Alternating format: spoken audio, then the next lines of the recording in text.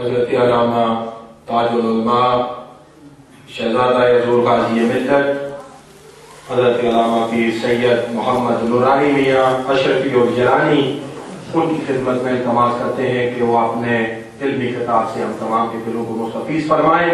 آپ کی آمد سے پہلے ایک پرزور نعرہ ہو جائے، نعرہ تکبیر، نعرہ رسالت، نعرہ حیدری، علماء اہل سنت زندہ باد۔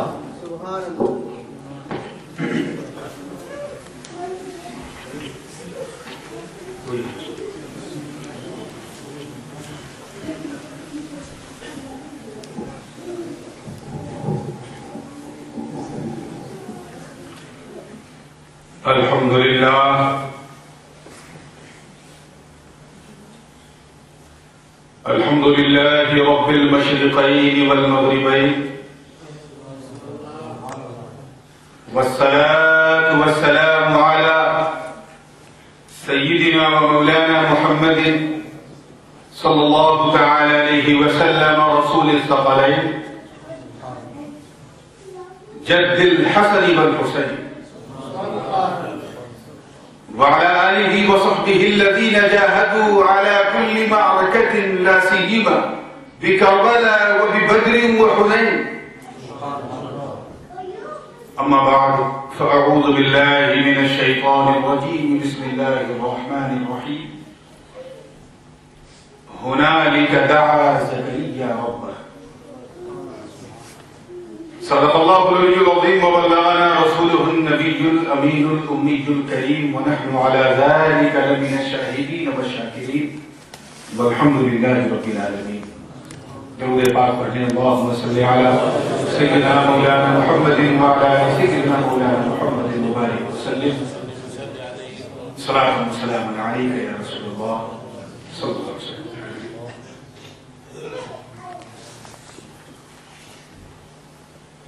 استاد العلماء حضرت علامہ مفتی منیر الزمان صاحب قبلہ دامت برکاتہم العالیہ، ہمارے بڑے حضرت عزیز جناب مولانا محمد اعظم چشتی صاحب جو اس وقت فی الحال یہاں نہیں، تھوڑی دیر میں حاضر ہونے والے ہیں، تشریف لانے والے ہیں، خلیفہ غازی ملت جناب صوفی عبدالخالق صاحب اشرفی اور دیگر تمام علماء ملت اسلامیہ، مشائخ کرام، شعراء اسلام، اور میرے سامنے تھوڑی کم ضرور ہے مگر دمدار سنی عوام، اس لیے ہم کمی نہیں دیکھتے، ہم اپنے دم کو دیکھتے ہیں، کسی دم کے سہارے ہم ہیں، اور جب تک یہ دم ہے تب تک کوئی غم نہیں۔ آپ نے اعلان تو سن ہی لیا، حضرت مفتی صاحب اللہ نے اعلان فرمایا کہ آج کچھ آپ کی وجہ سے، کچھ اس جلسے کی وجہ سے، بہرحال جو بھی وجہ ہو 15 منٹ بڑھا دیا گیا ہے۔ ابھی میں جب حاضر ہوا، داخل ہوا تو بڑی اچھی نعت و منقبت کا سلسلہ جاری تھا، 2-3 شعر میں منقبت کے پڑھوں گا کیونکہ آج وقت واقعی کم ہے، اور یہ پڑھنا اس لیے ضروری ہے کہ آج جس پروگرام میں ہم لوگ شریک ہیں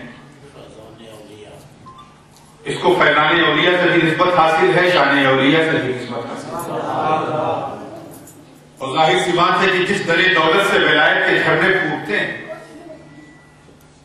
یعنی جہاں سے لوگ ولی بنتے ہیں اس ذات کا نام علی،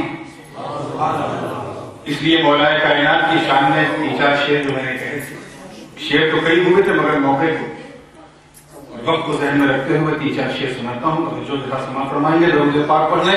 صلی اللہ علیہ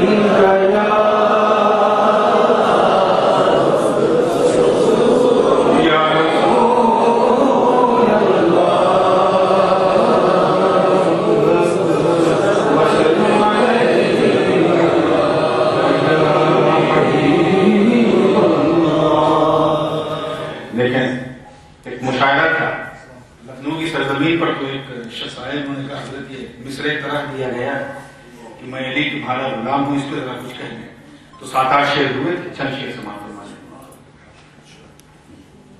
مجھے پیش ہے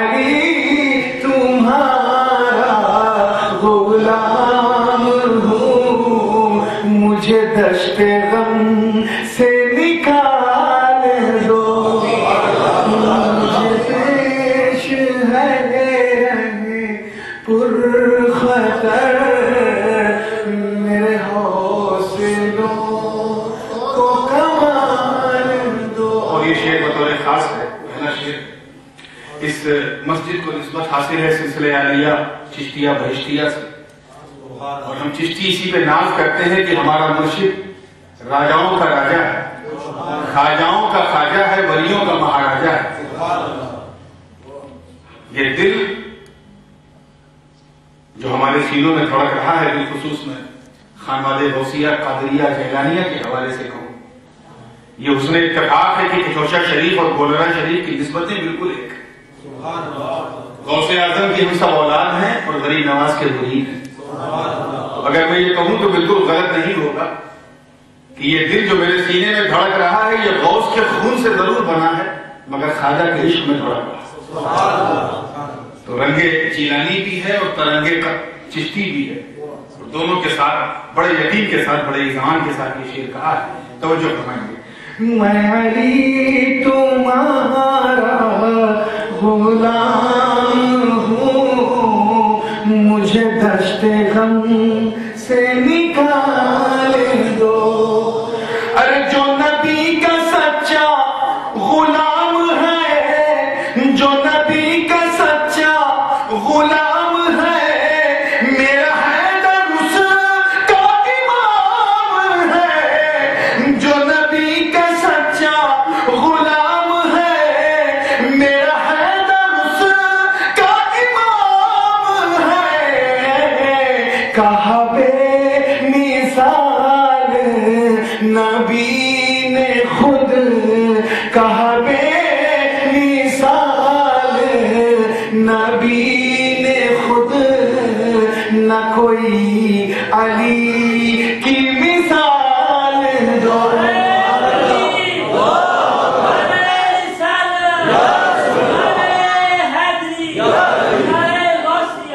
یہ شعر دیکھیں، میں چھاٹ چھاٹ کے سنا رہا ہوں، حدیث کی روشنی میں سماعت فرمائیں، سرکار کی ذات کو اپنے سامنے رکھے، گنبد خضرا کی پر اپنی توجہات کو مرکوز رکھیں اور دیکھیں کہ وہ ہے شہر جس کے علی ہے باپ، وہ ہے شہر جس کے علی ہے باپ، وہ ہے علم جس کی علی کتاب، وہ ہے شہر جس کے علی ہے باپ، وہ ہے علم جس کی علی کتاب، وہ ہے مصطفیٰ یہ ہے مرتضیٰ، وہ ہے مصطفیٰ یہ ہے مرتضیٰ، گویا ایک رنگ کے حال دو، میں علی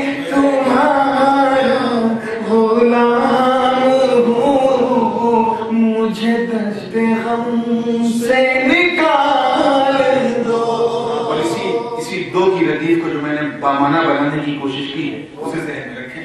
دیکھیں حسنین کریمین کی طرف اپنی توجہ کو لے جائیں کہ جنہیں شاہی خلد کی ہے عطا، جنہیں شاہی خلد کی ہے عطا، جو فضیلتوں میں ہے ماسوا، جنہیں شاہی خلد کی ہے عطا، جو فضیلتوں میں ہے ماسوا، جو شہید ابن شہید ہے، جو شہید ابن شہید ہے، وہ فقط علی کے حلال دو، جو شہید ابن شہید ہے، وہ فقط علی کے حلال دو۔ اور دعاؤں کے ساتھ یہ مقطع سماعت فرما لیں کہ یہ علی کے رنگ کی ہے ترنگ، یہ علی کے رنگ کی ہے ترنگ، جوہر ایک ولی کے نہیں ہے سنگ، تیرے نور کی ہے یہ التجا، تیرے نور کی ہے یہ التجا، اسے ایسے رنگ میں ڈھال دو، میں تمہارا غلام ہوں، مجھے دشت غم سے نکال دو۔ اللهم صل على سيدنا مولانا محمد وعلى سيدنا مولانا محمد وارض وصلي عليه السلام عليكم ورحمة الله۔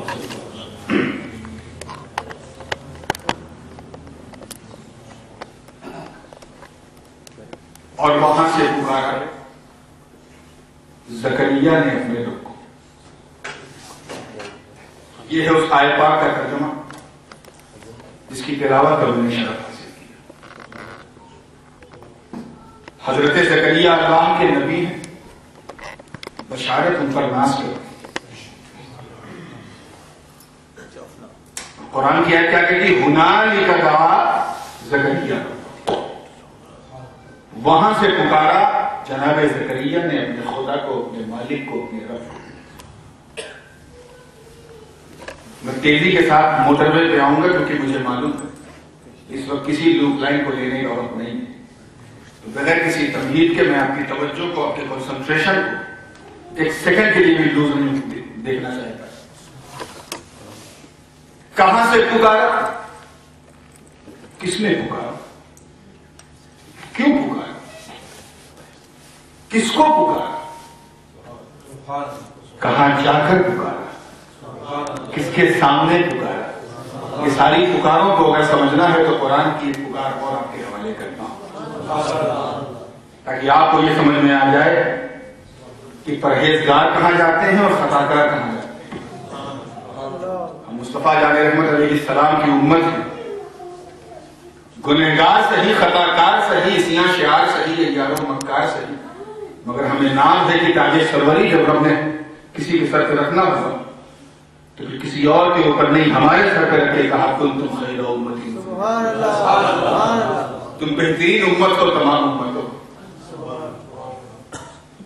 قرآن پاک کی ایک آیت اور ایسی پکار سے تعلق رکھتی ہے، پہلے وہ سن لیں پھر میں انشاءاللہ اس تفسیر کی طرف وقت آئے گا تو لوٹوں گا۔ رب کا ارشاد ہے وَلَوْ أَنَّهُمْ إِذْ ظَلَمُوا أَنفُسَهُمْ جَاءُوكَ فَاسْتَغْفَرُوا اللَّهَ وَاسْتَغْفَرَ لَهُمُ الرَّسُولُ لَوَجَدُوا اللَّهَ تَوَّابًا رَحِيمًا۔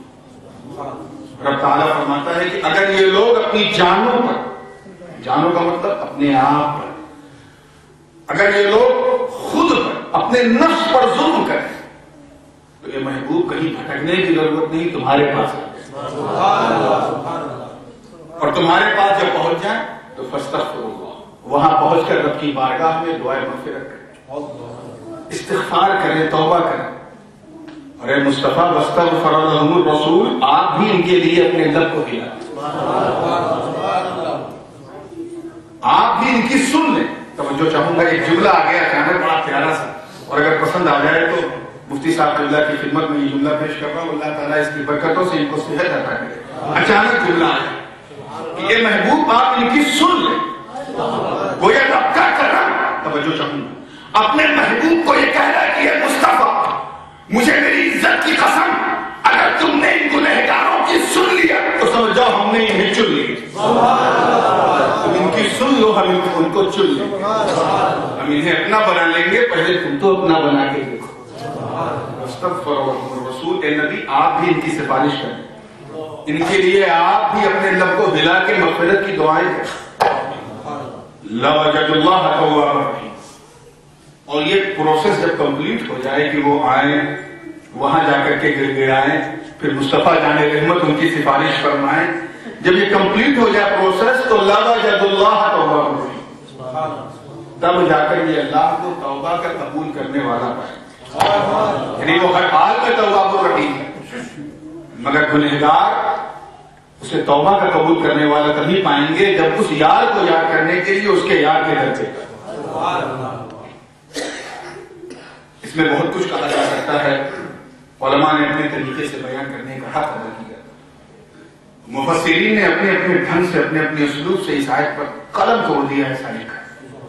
میں زیادہ کسی تفصیل میں نہیں رہوں گا. خانقاہ سے تعلق رکھتا ہوں, غوث کا بھرم لے کے زندہ ہوں اور خواجہ کا کرم لے کے چلتا ہوں. اسی لیے میں بالکل سامنے سے آپ کو یہ پیش کر رہا ہوں, توجہ دیں. اس میں ایک لفظ ہے ظلم, وَلَوْ أَنَّهُمْ إِذْ ظَلَمُوا.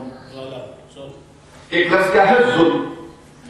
علماء لغت فرماتے ہیں کہ ظلم کہتے ہیں وضع الشیء فی غیر محلہ, کسی چیز کو اس کی جگہ سے اٹھا کر دوسری جگہ رکھ دینے کا نام ظلم. اسی کو انگلش میں یوں کہہ سکتے ہیں to remove the things from his particular place and to put into the other place. کسی چیز کو اس کی خاص جگہ سے اٹھانا, ریموو کرنا اور دوسری جگہ رکھ دینا, یہی ظلم ہے. مثال کے طور پر یہ سمنانی تاج میرے سر پہ ہے, اگر شامت عملی کی بنیاد پہ کوئی اسے اتار کے پیر پہ رکھے تو استغفر اللہ, اس تاج کے ساتھ ظلم. یہ ٹوپیاں جو آپ پہنتے ہیں یہ مومن کا تاج ہے. کوئی بے وقوفی سے اسے اپنے پیٹ پہ باندھ کے چلے تو ٹوپی کے ساتھ ظلم. تو جو چیز جس چیز کے لیے ہے اس سے ہٹا کر اس کا استعمال کرنا اس چیز کے ساتھ ظلم. اب آپ دیکھو تم صبح سے لے کے شام تک کتنے ظلم کرتے ہیں. ایک ہے حقیقت, ایک اس حقیقت کو پلٹ دینا. ہمارے سماج میں, ہمارے معاشرے میں ماں کا ایک خاص مقام ہے, لیکن کوئی بے وقوف اپنی بیوی کو اپنی ماں کی جگہ پر اور اپنی ماں کو اپنی بیوی کی جگہ پہ رکھ دے تو دونوں کے ساتھ ظلم. بھائی کو بہن کا حق دینا, بہن کو بھائی کا حق دینا, دونوں کے ساتھ ظلم. بیوی کو پڑوسن کا حق دینا, پڑوسن کو بیوی کا حق دینا, دونوں کے ساتھ ظلم. یہی تو ظلم ہے جو صبح سے شام تک ہم کرتے چلے جائیں. ذرا سوچو عزیزان ملت, ذرا غور کرو, اپنے گریبان میں جھانکو. اللہ تعالیٰ نے تمہیں پیدا کیا اپنی عبادت کے لیے. وما خلقت الجن والانس الا لیعبدون. ہم نے انسان اور جنات کو اپنی پوجا کے لیے, اپنی عبادت کے لیے, اپنی بندگی کے لیے پیدا کیا. یہی تو کہا تھا اللہ نے اقیموا الصلاۃ, نماز پڑھو. کتنے لوگ ہیں جو پڑھتے ہیں؟ یہی تو کہا تھا وآتوا الزکاۃ, زکات دو. کتنے لوگ ادا کرتے ہیں؟ یہی تو کہا تھا کتب علیکم الصیام, تم پر روزہ فرض کیا گیا ہے. کتنے لوگ روزے رکھتے ہیں؟ یہی تو کہا گیا تھا کہ حج البیت من استطاع الیہ سبیلا, کتنے لوگ حج کرتے ہیں؟ ارے ہم سے نیکیاں کہی گئی, ہم نے نہ کی. برائیوں کا مجسمہ ہم بن گئے. اتنی آلائش, اتنی گندگی, اتنی بیڈ ایونٹس, اتنی برائیاں ہمارے اندر بھری ہے کہ ہم گنہگار بن گئے. گناہوں کا حال یہ ہے, توجہ چاہوں گا, گناہوں کا حال یہ ہے کہ ہاتھ جب عرش کی طرف اٹھتے ہیں تو دل کی دھڑکنیں یہی کہتی ہیں میرے کریم گناہ بخش دے میرے سارے. نظر اٹھائی نہیں جاتی شرم کے مارے. ایک بندہ جس کے لیے اللہ نے پانی بنایا تاکہ وہ اپنی پیاس بجھا سکے, دانا بنایا تاکہ اپنی بھوک مٹا سکے, پہاڑوں کو بنایا تاکہ زمین ثابت رہے, آبشار کے نغمے دکھا دیے تاکہ اس سے اپنی پیاس بجھائے. ارے ویجیٹیبل ہو یا نان ویجیٹیبل, کھانا ہو یا دانا ہو, سب اسی کرم کرنے والے رب کی عطا ہے. اس نے ہمیں اسی لیے دیا تاکہ اس کے رزق کو ہم کھائیں اور اس کا شکر ادا کریں. اس کی رزق کو ہم قبول کریں اور اس کا شکر ادا کریں. اب توجہ چاہوں گا, اب جب گناہوں سے ہم اتنا لبریز ہیں کہ ایک قدم ہمارا ثواب کی طرف نہیں بڑھ رہا ہے, شرمندگی اور پسماندگی کا حال یہ ہے کہ ہم اپنی آنکھوں کو عرش کی طرف نہیں لے جا پا رہے. بدعمالی کا عالم یہ ہے کہ ہم اللہ کو, وہ تو بہت عظیم ذات ہے میرے دوستو, وہ تو وحدہ لا شریک ہے. ہمارے گناہوں کا تو حال یہ ہے کہ ہم اپنے مرشد سے آنکھیں نہیں ملا پا رہے. ارے جب گنہگاری 7ویں آسمان تک پہنچ جائے, شرمندگی کا جب گھڑا, اس کا پیمانہ جب بھر جائے, تو رب کے کرم نے آواز دے دی, اے اپنے اوپر ظلم کرنے والوں, اے خود پر ظلم کرنے والوں, اے خود پر, خدا کے لیے خود پر ظلم کرنے والوں, گھبراؤ مت. ہم نے اپنے محبوب کا دل کھلا رکھا ہے, جاؤ کا چلے جاؤ میرے مصطفیٰ کے پاس رکھا.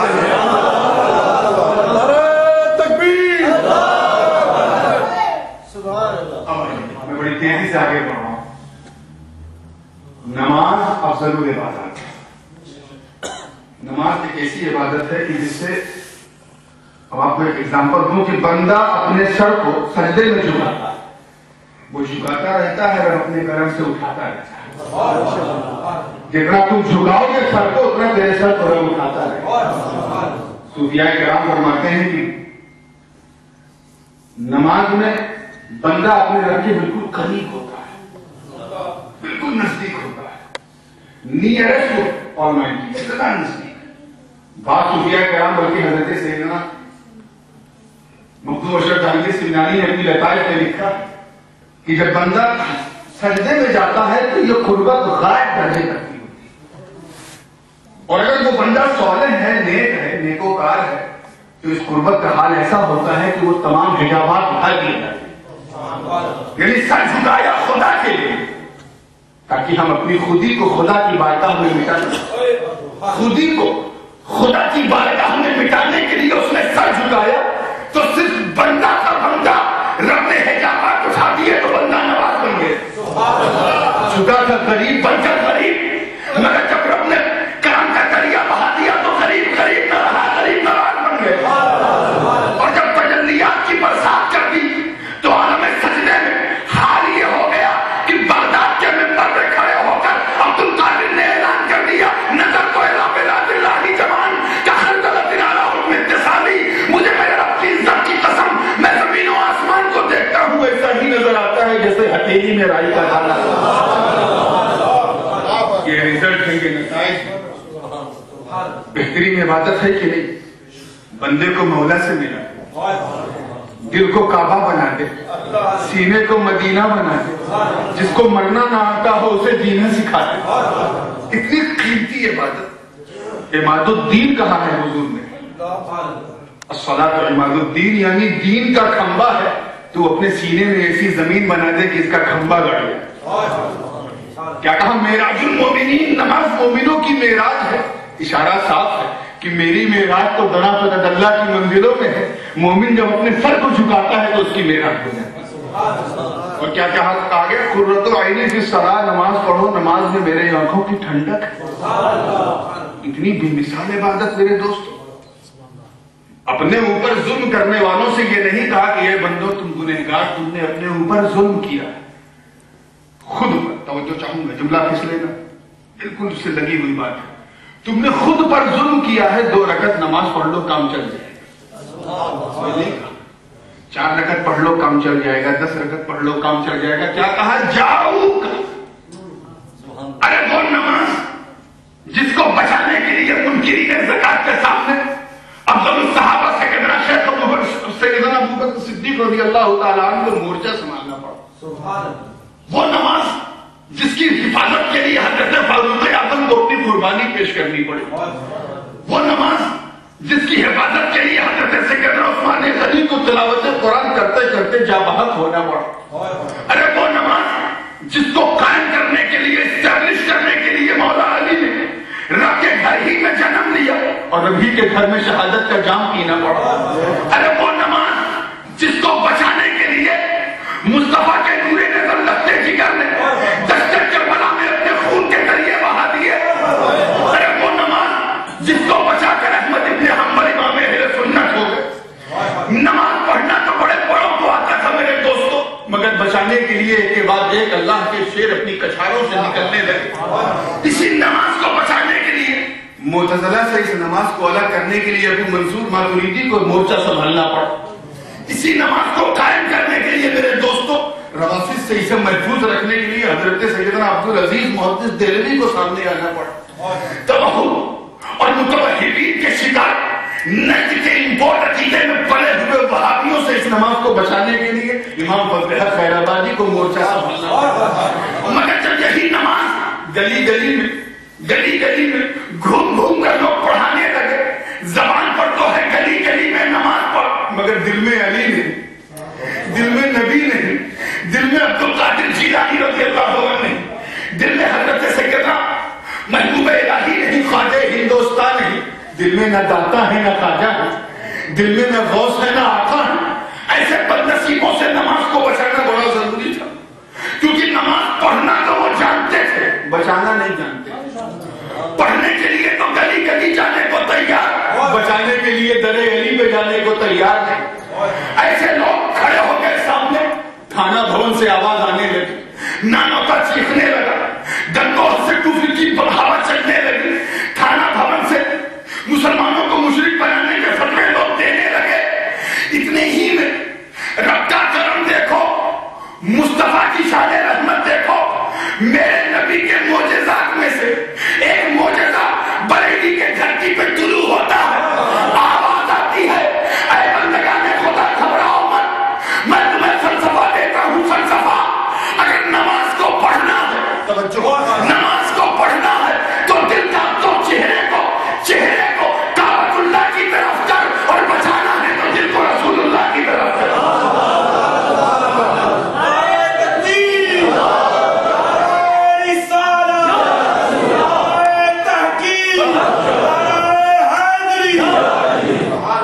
اسی مشن کو لے کے علماء اہل سنت ہر طرف گھومنے لگے، یہی فیضان برطانیہ ہو یا امریکہ ہر طرف پہنچنے لگا۔ میرے کہنے کا مختصر مطلب یہ ہے کہ اتنی قیمتی عبادت نماز، یہ نہیں کہا کہ 2 رکعت پڑھ لو تو کام چل جائے گا، کیا کہا جاؤ، میرے محبوب کے در پہ چل گئے تو دیکھ، وہاں اپنی سانسوں کی آہٹوں کو مصطفیٰ کے در پہ سنا کے تو دیکھ، ان کے گیت وہاں پہنچ کے گا کے تو دیکھ، میں یقین پر تیرے سامنے مغفرت کا دریا بہا دوں گا۔ حج کوئی معمولی عبادت نہیں، انفارچونیٹلی یہ بہت افسوس کے ساتھ کہنا پڑتا ہے کہ کچھ لوگوں نے حضرت حج کو بھی ایک ٹورزم کا نام دے دیا۔ یہ کوئی ٹور نہیں ہے، یہ تو نور والی بات ہے۔ حج سے ٹور کا لطف نہیں، نور کا لطف ملتا ہے۔ مسلم شریف میں جو حدیث پاک نقل ہے اس کا مفہوم یہ نہیں کہ جو جتنا بڑا حاجی ہو اتنا بڑا غازی ہوگا۔ حج تو اتنی بہترین عبادت ہے میرے دوستوں، جو انسان کی ایگو کو توڑ دیتی ہے، اس کی انا کو توڑ دیتی ہے، اس کے سینے کو عشق رسالت کا مدینہ بنا دیتی ہے۔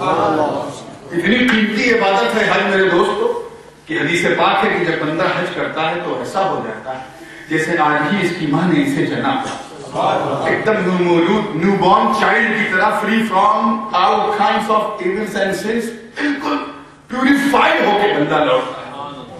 اتنی بہترین عبادت، یہ نہیں کہا اللہ تعالیٰ نے کہ حج کر لو تو کام چل جائے گا۔ اے خود پر ظلم کرنے والوں، صفا مروہ کے درمیان سعی کر لو تو کام چل جائے گا۔ اے اپنے اوپر ظلم کرنے والوں، عرفات پر ٹھہر کے دیکھو کام چل جائے گا۔ اے خود پر ظلم کرنے والوں، اپنی جانوں پر ظلم کرنے والوں، ملتزم کو پکڑ کے رو تو لے، تیرا کام چل جائے گا۔ نہیں کہا، بلکہ کیا کہا، محبوب کے در پہ ذرا غور کرو، وہ عبادت جو محمود و ایاز کا فرق دور کر دے، وہ عبادت جو بندہ اور بندہ نواز کے درمیان کی لکیروں کو مٹا دے، وہ عبادت جو فقیر اور امیر کو 2 کپڑے میں لپٹا دے، ارے وہ عبادت جو میدان عرفات میں ملینر اور خدیجہ کا فرق پیدا نہ ہونے، وہ عبادت جو بندہ پہنچے تو یہ سمجھ میں نہ آوے کہ اس کے پاس کتنی دولت ہے، کتنی حشمت ہے، کتنی رفعت ہے، رب کے رحمت کے سائے میں سب ایک ہی طرح نظر آ رہے ہیں، دیوانوں کی طرح ایک گھر کا طواف کروا رہی ہے تاکہ دل کعبہ بن جائے، منتظر پر پہنچا کے رولا رہی ہے، وہ ایسی عبادت ہے، زمزم سے پیاس بجھا رہی ہے، ایسی عبادت ہے، صفا مروہ کے درمیان دوڑا کر اللہ کی بندی حضرت سیدہ ہاجرہ رضی اللہ تعالی عنہا کی یاد دلوا رہی ہے۔ اتنی قیمتی عبادت، مقصد کیا ہے؟ تو میرے در پہ آیا ہے تو دیوانہ بن گیا، میرے در پہ آیا ہے تو گدھا بن گیا، میرے در پہ آیا ہے تو فقیری کا تاج اڑ گیا۔ ارے شہنشاہی تو بہتوں نے کی ہے، مگر مجھے میری عزت کی قسم، یہ تو وہ در ہے جسے حاصل کرنے کے لیے سلطان ابراہیم ابن ادہم اور سلطان سکر اشرف جیسوں کو بھی تاج اتار کے یہاں آنا پڑا۔ یہاں آؤ دیوانہ بن کے آؤ۔ علامہ جامی نے یہی بات کہی ہے کہ با خدا دیوانہ باشی، با محمد ہوشیار، نبی کے در پہ جاؤ تو دل کی دھڑکنوں پر بھی قابو رکھو، اس کی آواز سے بھی مصطفیٰ کو ایذا پہنچے گی، مگر جب رب کے بارگاہ میں پہنچو حرم مکی میں تو دیوانہ بن جاؤ۔ میرے دوستوں، ایسی عبادت جو دل کو کعبہ بنا دے، سینے کو مدینہ بنا دے۔ جب خود پر ظلم کرنے کی بات آئی تو کہا، اے گنہگاروں، اے اپنے اوپر ظلم کرنے والوں، تم نے اپنے اوپر ظلم کیا ہے، اس لیے حج سے بھی کام نہیں چلے گا، میرے محبوب کے در پہ جا، وہ اپنا لب ہلا دے تو میں سب ہلا دوں۔ توجہ چاہوں گا، راز کیا؟ روزہ بہترین عبادت ہے، مگر یہ نہیں کہا کہ ایک دن روزہ رکھ لے تو کام چل جائے۔ نماز بہترین عبادت ہے، یہ نہیں کہا کہ 2-4 رکعت پڑھ لے تو کام چل جائے۔ حج بے مثال عبادت ہے، یہ نہیں کہا کہ حج کر لے تو کام چل جائے۔ محبوب کے در پہ کیوں بلایا؟ یہ وجہ جاننا چاہتے ہیں آپ، اس مصطفیٰ کے در پہ کیوں بلایا؟ پوری توجہ کے ساتھ سنیے گا۔ ایک ہے اصل، حضرت توجہ چاہوں گا اس نقطے کی طرف، ایک ہے اصل اور ایک ہے اس اصل کا خلیفہ۔ کیونکہ ہم مسجد میں ہیں اس لیے مثال ایسی دوں جو نمازیوں کو فٹاک سے سمجھ میں آ جائے۔ ہم وضو کرتے ہیں، وضو نماز میں داخل نہیں ہے، مگر نماز کے لیے شرط ہے، اور ایسی شرط ہے کہ وضو اگر آپ نے نہیں کیا تو آپ مسجد میں داخل تو ہو سکتے ہیں مگر نماز نہیں پڑھ سکتے۔ کیوں؟ کیونکہ نماز بغیر وضو کے ہو ہی نہیں سکتی۔ نہ فجر پڑھ سکتے ہیں، نہ ظہر پڑھ سکتے ہیں، نہ عصر پڑھ سکتے ہیں، نہ مغرب پڑھ سکتے ہیں، نہ عشاء۔ تو وضو بہت ہی امپورٹنٹ ہے۔ ٹو میک یور صلاۃ یو ہیو ٹو میک وضو، آپ کو وضو کرنا ہی پڑے گا۔ خیر یہاں تو رب کی مہربانی ہے، ہر طرف پانی ہی پانی ہے۔ جب بندہ پانی نہ چاہے تب بھی پانی برستا ہے۔ ایسا ملک ہے کہ جہاں پانی ہی پانی، پانیوں میں گھرا بھی۔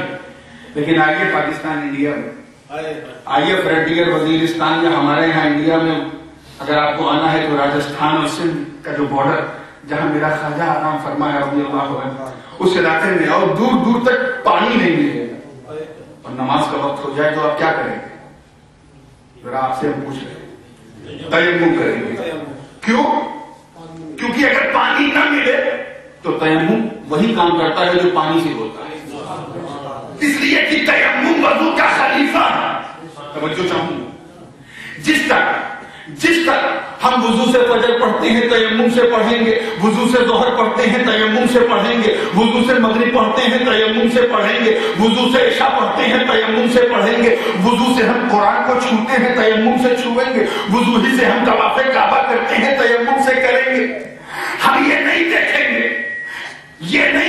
گے کہ مٹی پر 2 بار ہاتھ مارنے کا نام تیمم ہے۔ ہم یہ دیکھیں گے کہ تیمم خلیفہ کس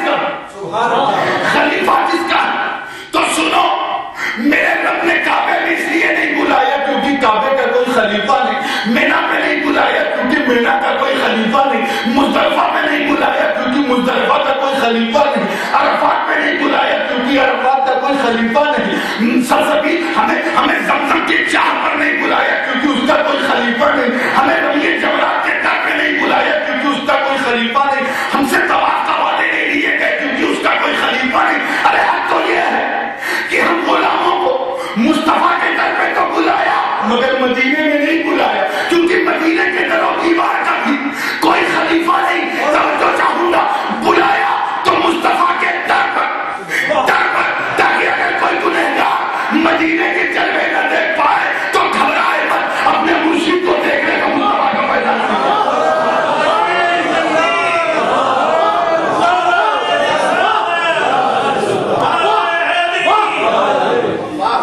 اپنے مرشد کے چہرے کو تکو، تجھے فیضان مدنی سرکار کا ہی ملے۔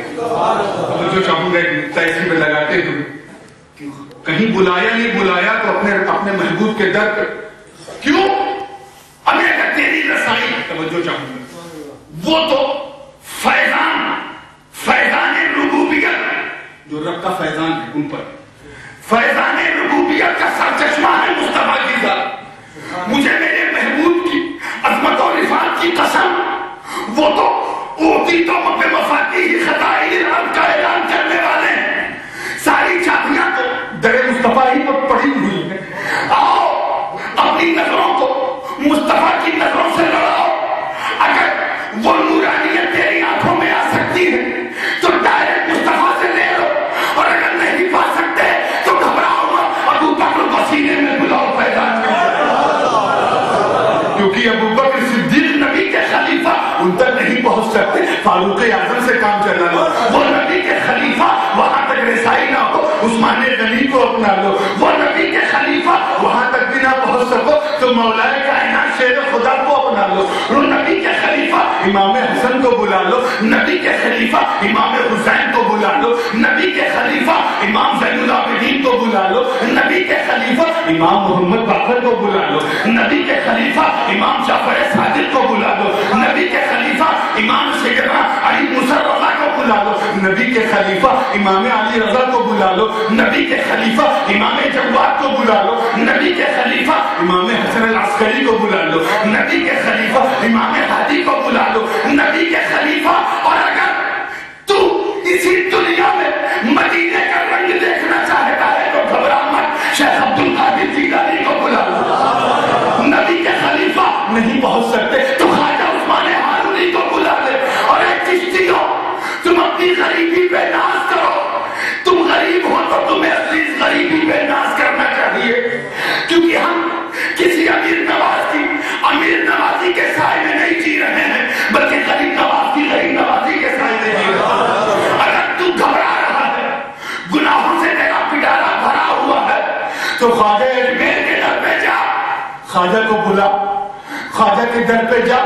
مجھے میرے رب کی عزت کی قسم, اگر تو دیار اجمیر میں اپنا مشاہدہ بتا, دیار اجمیر میں اگر تو اپنے قدموں نہیں پردوں کے پر بھی چل, تو میرے دل کی دھڑکنیں یہی کہیں گی کہ نادان, یہ خواجہ کا اجمیر نہیں بلکہ آقا کا مدینہ. وہ نبی کے خلیفہ. اب وہاں سے پکارا حضرت زکریا نے اپنے رب, معاشر نے اپنی گفتگو کو بہت تیزی سے سمیٹ رہا ہوں, پوری توجہ آپ کی ہونی چاہیے. واقعی اپنا مشہور ہے اور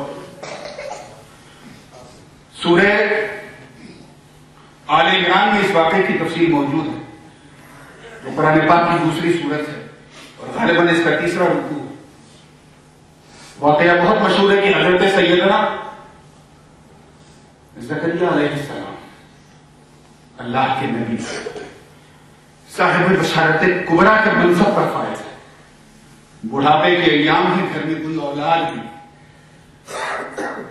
بار بار یہی دعا کر رہے ہیں, رب لا تذرنی فردا وانت خیر الوارثین, اے مالک مجھے اکیلا نہ رکھ, تو لوگوں کو وارثیں عطا کرنے والا ہے, مجھے بھی ایک وارث عطا کر دے. یعنی سنی وہ من آل یعقوب, نہ جانے کتنی بار دعا مانگ رہے, باپ اجابت سے ٹکرا کے دعا لوٹتی ہے. نبی کی دعا وہ بھی لوٹتی. محال ہے میرے دوستوں, مگر رب کی مشیت دیکھو, اس کی شان کریمی دیکھو, دکھانا کیا چاہتی ہے اپنے بندے کو, اس مشیت کو دیکھو. حضرت عیسیٰ فخر آل عمران, آپ کی والدہ ماجدہ جیسے ہی آپ کا جنم ہوا چلی گئی, اس کے تھوڑی دیر کے بعد آپ کے والد بھی رخصت ہو گئے, اکیلی ہو گئی.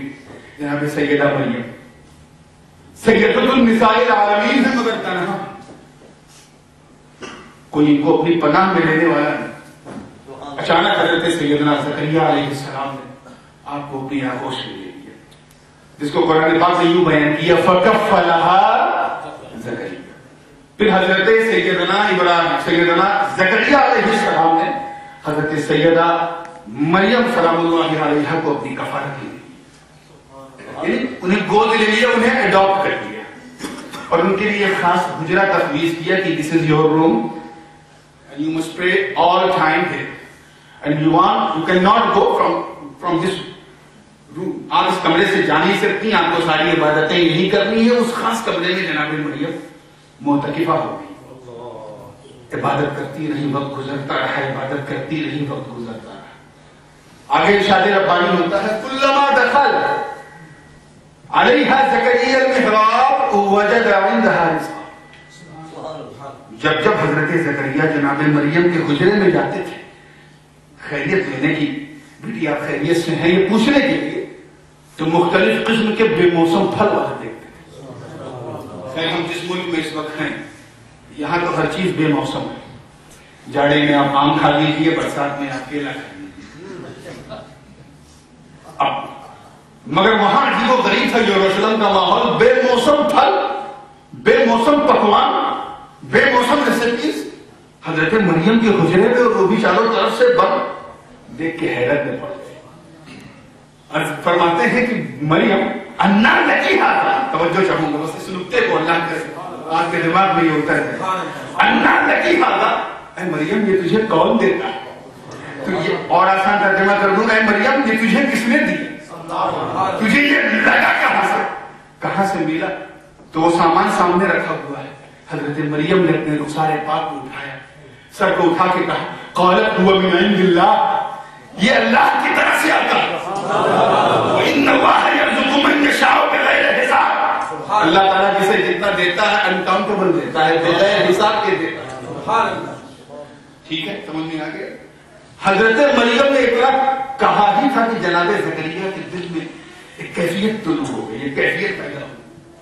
اچانک ان کی دبی ہوئی خواہش ان کے دل پر اتر، اپنی مستی میں یہ سوچنے لگے کہ اے مالک تیرا تو کرم بے مثال ہے. جب تو اپنی نیک بندی، توجہ چاہوں، جب تو اپنی نیک بندی مریم کو اس کمرے کے اندر بے موسم پھل دے سکتا ہے، برسات کے موسم کا پھل جاڑے میں دے رہا، جاڑے کے موسم کا پھل تو گرمی میں دے رہا، ارے جب تیرا کرم اتنا بے مثال ہے کہ اپنی بندی مریم کو تو بے موسم پھل جب اس کمرے میں دے رہا ہے تو اپنے نبی زکریا کو بڑھاپے میں ایک اولاد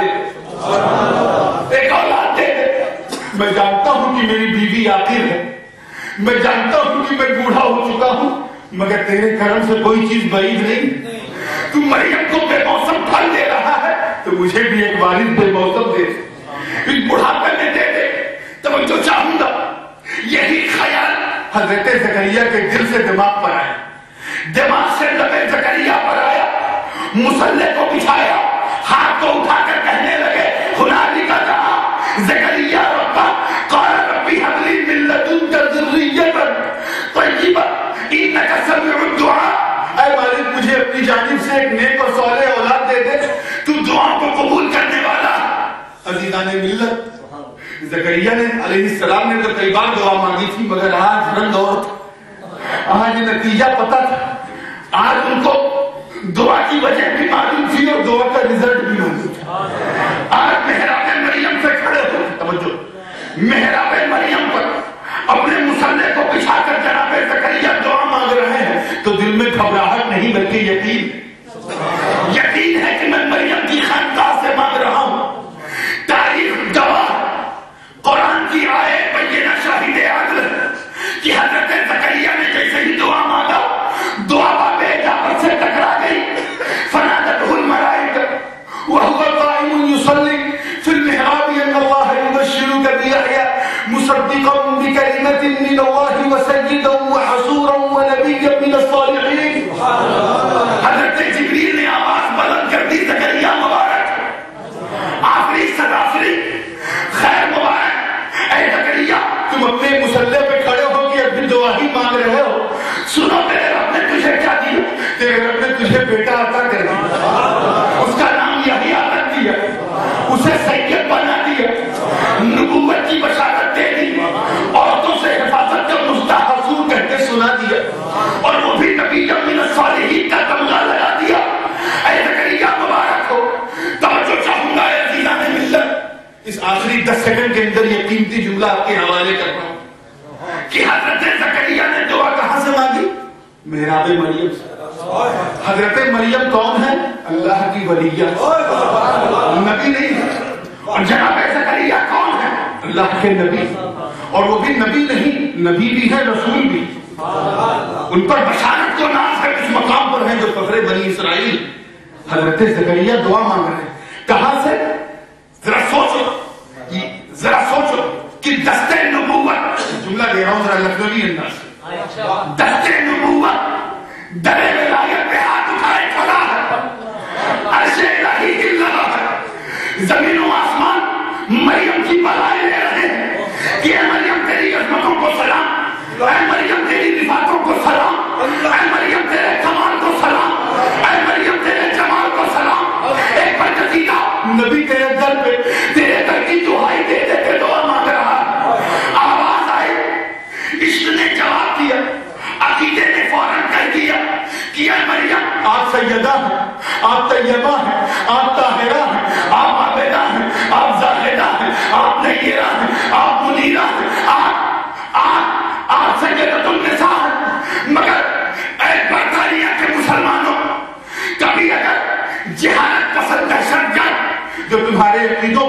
ڈالنے کے لیے بھولتے ہیں.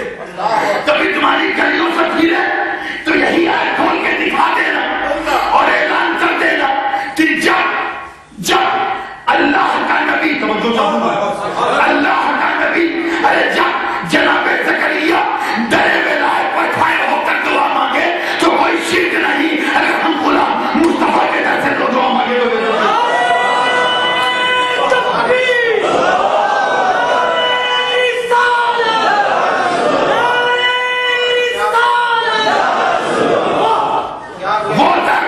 تو حضرت مریم کا وہ در جہاں نعمتیں آتی ہیں، نعمتیں، اور مصطفیٰ کا تو وہ در ہے جہاں فرشتوں کی آمد اور رفت ہوتی رہتی ہے. مجھے کہہ لینے دو کہ مریم کے در کو تاریخ نے محراب مریم کہا، محراب مریم، مگر مصطفیٰ کا در تو ایسا ہے جو عرشی لاتی سے زیادہ نہیں. اسی لیے غوث کے در پہ جا، خواجہ کے در پہ جا، آقا کے در پہ جا، وہاں نہیں جا سکتا تو مرشد کے در پہ جا، گورنا جا، کشوچا جا، کہیا جا، دہلی جا، تجھے وہی حضرت زکریا کے سنت کا رنگ ملے گا، وہی ادائیں ملے گی، دل کی دھڑکنیں کہیں گی کہ آنکھیں کہہ رہی ہیں کہ یہ میرے پیر کا در ہے، مگر دھڑکنیں بولیں گی نہیں یہ تو پیروں کے پیر کا در ہے. خاموش رہوں میں تو ہی سب کچھ ہے. جو کچھ کہا تو تیرا حسن ہو گیا محدود. وآخر دعوانا الحمدللہ.